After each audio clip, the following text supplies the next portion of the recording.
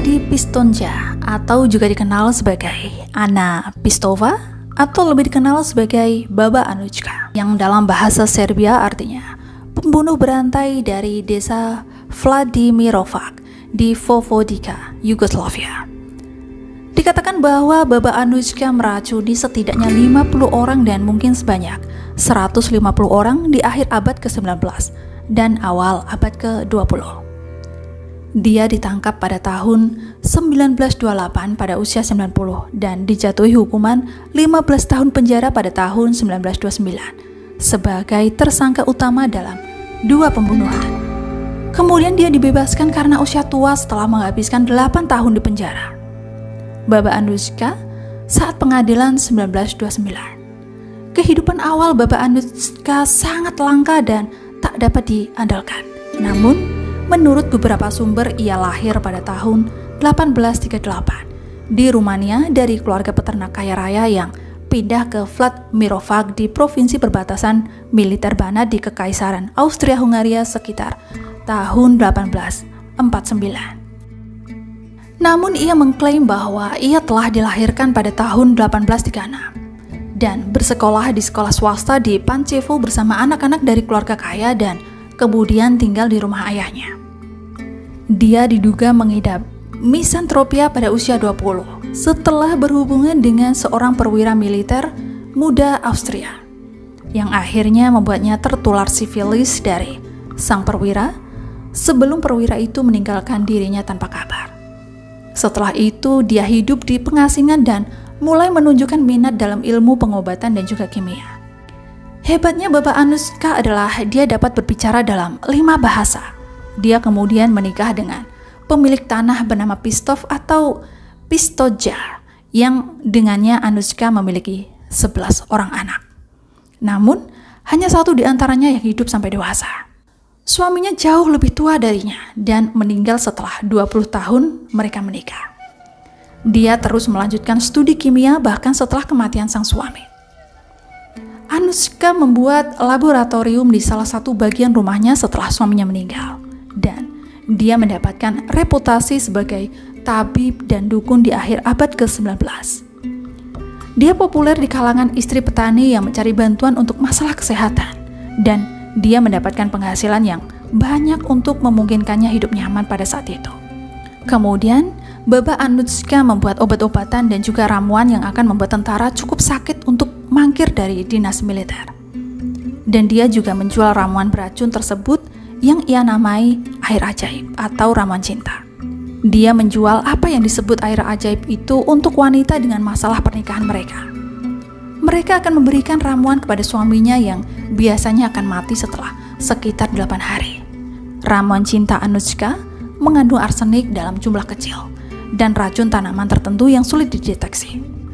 Dan ketika diberitahu tentang masalah pernikahan, Anushka akan bertanya kepada kliennya seberapa berat masalah itu, yang berarti seberapa berat badan korban yang akan dibunuh.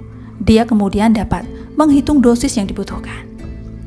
Korban Anushka biasanya laki-laki muda dan sehat. Kliennya menyatakan di persidangan bahwa mereka tidak tahu bahwa air ajaib itu mengandung racun. Tetapi mereka percaya bahwa Anushka memiliki semacam kekuatan gaib untuk membunuh orang-orang menggunakan sihir. Ramuan Anushka sendiri diperkirakan menewaskan antara 50 sampai 150 orang pada saat itu. Dan pada tahun 1920-an, Anushka memiliki agen penjualan sendiri, yaitu seorang wanita bernama Lyudmila Milankov, yang tugasnya adalah mencari klien potensial dan membawanya ke rumah Anushka. Harga air ajaib Anushka berfluktuasi antara 2.000 dan 10.000 dinar Yugoslavia. Anushka menjual air ajaibnya ke Stana Momirov pada Januari 1924, seharga 2.300 dinar. Stana pernah menjadi kliennya dan Anushka telah memberinya obat-obatan herbal pada kesempatan lain. Stana memberikan ramuan itu kepada suaminya Lazar Ludowski dan dia jatuh sakit kemudian akhirnya meninggal setelah beberapa hari. Stana kemudian menikah dengan pria lain dari desa yang sama.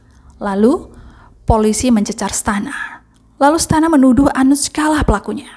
Anushka kemudian menjual air ajaibnya pada Desember 1926 kepada Sima Momirov dan istrinya Sofija yang berniat membunuh ayah Sima yang berusia 70 tahun, yaitu Nikola Momirov. Menurut klaim mereka, Nikola adalah pecandu alkohol dan bersikap sangat kasar terhadap anak-anak dan juga cucu-cucunya.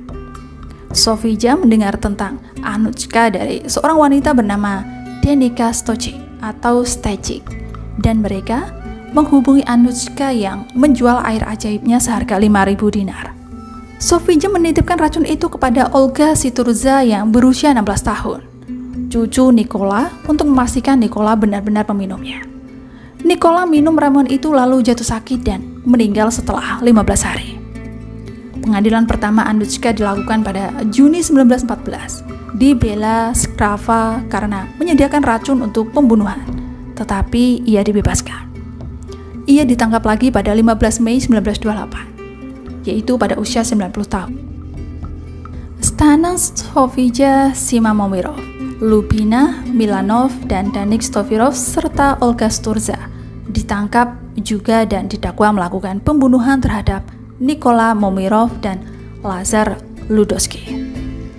Pihak berwenang lalu menggali mayat para korban untuk diotopsi yang dilakukan di Universitas Biograd.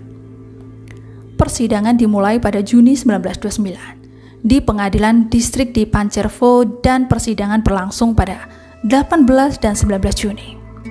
Persidangan dilanjutkan pada 1 Juli ketika hasil penyelidikan dan pengujian sampel dipertemukan di rumah Anushka, di mana pada saat itu jaksa dan pengacara memberikan pernyataan penutup. Jaksa menuntut hukuman mati untuk semua terdakwa kecuali Sturza yang masih berada di bawah umur pada saat pembunuhan dan menuntut Sturza dengan hukuman penjara saja. Sedangkan Sofija dan Sima-Momirov membela diri di persidangan. Mereka mengklaim bahwa mereka tidak tahu bahwa air ajaib mengandung racun.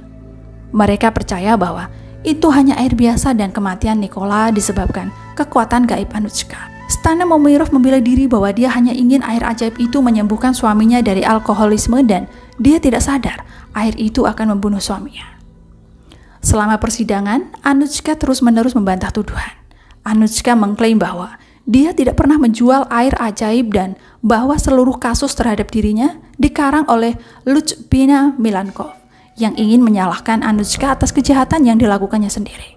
Sturza pun membela diri dan mengklaim bahwa dia masih anak-anak pada saat pembunuhan dan dia mengaku tidak sadar air akan membunuh kakeknya. Tetapi Sofija bersaksi bahwa Sturza sangat memahami seluruh skenario yang Sofija dan suaminya buat. Kemudian ahli forensik yaitu Dr. Branko Furdelijo bersaksi bahwa jejak arsenik ditemukan di tubuh kedua korban.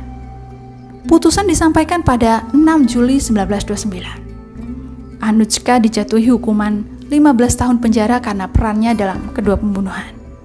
Stana dan Sofija Momirov dijatuhi hukuman penjara seumur hidup sebagai pelaku utama. Sima-Momirov dijatuhi hukuman 15 tahun dan Lyudmila Milankov 8 tahun, sementara Olga Sturza dan Danica Stojic dibebaskan. Kemudian jaksa penuntut dan terdakwa mengajukan banding ke pengadilan banding di Novi Sad dan persidangan berlangsung pada tanggal 29 dan 30 November 1929. Jaksa menuntut hukuman mati bagi semua terdakwa. Dan setelah beberapa pemeriksaan, Sima dan Sofija Momirov mengakui bahwa mereka mengetahui tentang racun itu sejak awal, meski semua terdakwa mendukung pernyataan mereka sebelumnya. Vonis lalu dibacakan kembali pada 30 November 1929. Anushka dijatuhi hukuman 15 tahun penjara dengan kerja paksa, sedangkan Stana dan Sofija Momirov dijatuhi hukuman penjara seumur hidup. Hukuman untuk Sima-Momirov meningkat dari 15 tahun menjadi seumur hidup, dan hukuman Lyudmila Milankov ditambah dari 8 menjadi 10 tahun. Sedangkan Sturza dan Stojic kembali dibebaskan. Dan akhirnya Anushka dibebaskan pada usia 98 setelah menjalani 8 tahun penjara karena usia tua. Dan dia meninggal 2 tahun kemudian di rumahnya di Vladimirovac pada usia 100 tahun. Saya Tini, sampai jumpa lagi di bahasan menarik lain.